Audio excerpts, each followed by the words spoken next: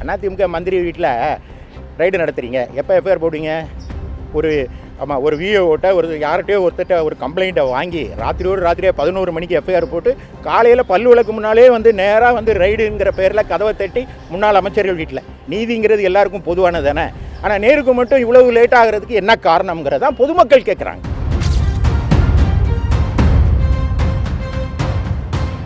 திராவிட முன்னேற்ற கழகத்தினுடைய அமைச்சர் நேரு மீது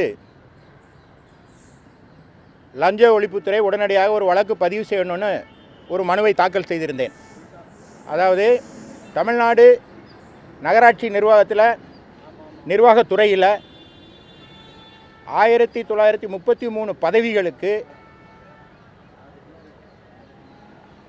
பதவி நியமனத்தில் நடைபெற்ற முறைகேடு சுமார் 1020 கோடி ரூபாயில் அளவுக்கு முறைகேடு நடைபெற்றிருக்கிறதாக அமலாக்கத்துறை ஒரு புகாரை தமிழக டிஜிபிக்கு அனுப்பியிருந்தது. 27/10/2025 கிட்டத்தட்ட 4 மாதங்களுக்கு முன்பாக ஒரு புகார் அனுப்பிச்சிருக்கு. அதாவது பிஎம்எல்ஏ ஆக்ட், நேரு வீட்டில் ரைடு நடத்தும் போது இந்த ஆதாரங்கள் கிடைத்தது அப்படின்னு ஒரு கடிதத்தை அதில் கிடைத்த ஆதாரங்களை தேர்தல் டிஜிபிக்கு அனுப்பியிருந்தது அமலாக்கத்துறை. பிஎம்எல்ஏ ஆக்டுன்னு இருக்கு. அந்த அந்த அந்த அந்த அந்த சட்டப்படி 66 பிரிவு 2 அப்படின்னு ஒன்று இருக்குது. அதுபடி ஒரு லாஃபுல் அத்தாரிட்டி, ஒரு ஏஜென்சி இன்னொருத்தருக்கு ஒரு தகவலை கொடுத்தா உடனடியாக வழக்கு பதிவு செய்யணுங்கிறது சட்டம்.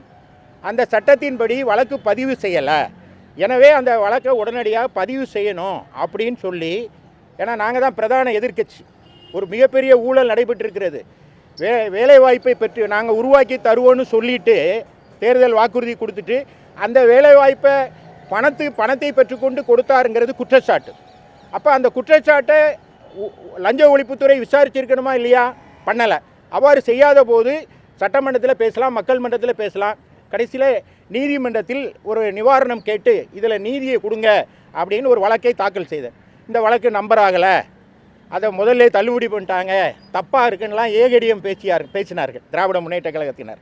இப்போ என்ன ஆச்சு அப்படின்னா, அந்த வழக்கு விசாரணைக்கு வந்தபோது இன்பதுரை அதிமுக எம்பி அவர் அரசியல் ஆதாயத்துக்காக இந்த வழக்கை தாக்கல் செய்கிறாருன்னு சொன்னாங்க. ஆனால் நீதிமன்றம் என்ன சொல்லுச்சுன்னா, இந்த வழக்கு விசாரணையின் போது ஒரு தனி மனிதன் நீதிமன்றத்துக்கு வர முடியாத சூழ்நிலை நிலவுகிற ஒரு மாநிலத்தில் அப்புறம் எதிர்க்கட்சியை தவிர ஒரு எம்பியை தவிர வேறு யார் தாக்கல் செய்ய முடியும்? எனவே அந்த விஷயத்தை விட்டுருங்க, இதில் இருக்கிற மெரிட்டை சொல்லுங்கன்னொன்னே தமிழக அரசு தலைமை வழக்கறிஞர் நாங்கள் இதில் பிரிமினரி என்கொயரி, அதாவது முதற்கட்ட விசாரணை நடத்தி வருகிறோம்னு, நான் வழக்கு போட்ட பிறகு தான் முதல்கட்ட விசாரணையே ஆரம்பமாச்சு அப்படின்னு சொன்னாங்க. நாங்கள் சொன்னோம் முதல்கட்ட விசாரணை இந்த வழக்கில் தேவையில்லை. ஏன்னா பிரிமினரி என்கொயரிக்கு 180 days, அதுக்குள்ளே குற்றவாளியெல்லாம் வெளிநாட்டுக்கு தப்பிச்சு போயிடுவான், ஆதாரங்கள்லாம் அழிச்சிருவாங்க.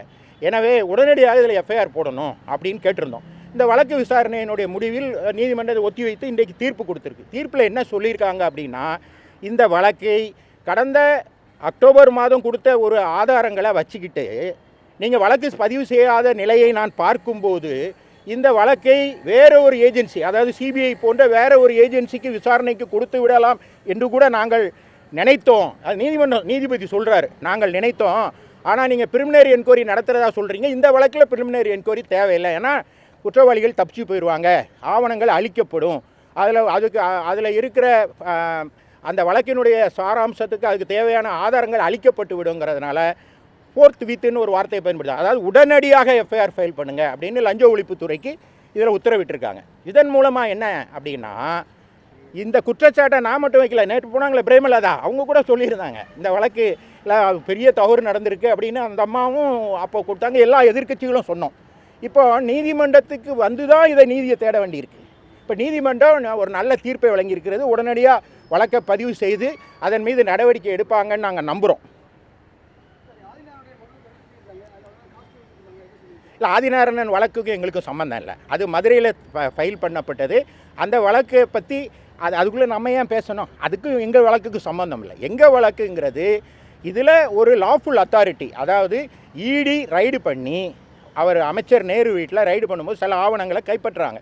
அந்த ஆவணங்கள் மூலமாக அவங்களுக்கு என்ன தெரிய வருதுன்னா, இந்த பதவி நியமனம் இருக்கு இல்லையா, அந்த பணியாளர் நியமனம், அதில் பெரிய ஊழல் நடந்திருக்கதா அவங்கள்ட்ட கிளிஞ்சிங் எவிடன்ஸ் கிடைச்சிருக்கு.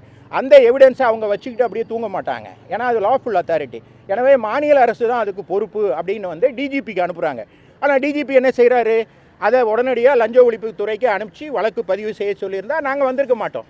ஆனால் நாங்கள் இந்த வழக்கில் அதிமுக சார்பில் நானே வழக்கு போட்டு உடனடியாக வழக்கு பதிவு செய்யணும். ஏன்னா பிஎம்எல்ஏ சட்டம் தெளிவாக சொல்லுது, 66(2) பிரிவு 2 என்ன சொல்லுதுன்னா, ஒரு லாஃபுல் அத்தாரிட்டி ஒரு டாக்குமெண்ட்டை கொடுக்கும்போது தெருவில் போகிறவங்க இல்லை, அப்போ ஒன்று டாக்குமெண்ட் கொடுத்துருக்காங்க, அந்த டாக்குமெண்ட் படி ஏன் நீங்கள் நடவடிக்கை எடுக்கல என்று கேட்டோம்.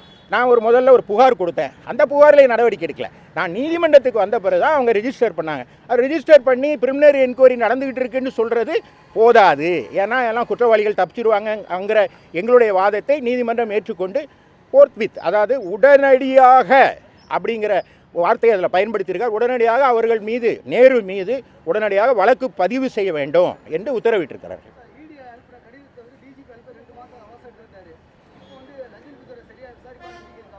இல்லை, அதை தான் நீதிபதியை சொல்லியிருக்காரு. அவர் சொல்லியிருக்காரு, நீங்கள் இவ்வளோ நாள் வைத்து கொண்டு இருந்ததனால் உங்கள் மீது, அதாவது தமிழ்நாடு போலீஸ் மீது எனக்கு நம்பிக்கை இல்லை, நான் அதை வேறு ஏஜென்ட், ரொம்ப கேவலங்க, ஒரு அரசாங்கத்துக்கு இதை விட கேவலம் வேண்டாம், நான் வேறு ஏஜென்சிக்கு கொடுத்துடலாம் அப்படின்னு நாங்கள் நினச்சோம். ஆனால் நீங்கள் ப்ரிலிமினரி என்கொயரி நடத்தி கொண்டு இருப்பதனால் நான் அதை ஏற்றுக்கொண்டு, ஆனால் ப்ரிலிமினரி என்கொயரி இந்த வழக்கிற்கு தேவையில்லை, அதனால் உடனடியாக எஃப்ஐஆர் போடுங்க அப்படின்னு சொல்கிறேன் என்று சொல்லிவிட்டார். இப்போது அதிமுக மந்திரி வீட்டில் ரைடு நடத்துகிறீங்க, எப்போ எஃப்ஐஆர் போடுவீங்க? ஒரு விஓட்ட யார்கிட்டயோ ஒருத்தட்ட ஒரு கம்ப்ளைண்ட்டை வாங்கி ராத்திரியே 11 மணிக்கு எஃப்ஐஆர் போட்டு காலையில் பல்லு விளக்கு முன்னாலே நேராக ரைடுங்கிற பேரில் கதவை தட்டி முன்னாள் அமைச்சர்கள் வீட்டில். நீதிங்கிறது எல்லாருக்கும் பொதுவானது தானே, ஆனால் நேருக்கு மட்டும் இவ்வளவு லேட் ஆகிறதுக்கு என்ன காரணங்கிறதான் பொதுமக்கள் கேட்குறாங்க. இதில் இன்னொன்று சொல்லியிருக்காங்க, இதை வழக்கை பதிவு செய்து ரிப்போர்ட்டை ஃபைல் பண்ணணும்னு சொல்லியிருக்காங்கிறதையும் உங்களோட கவனத்திற்கு தெரிவித்துக் கொள்கிறேன்.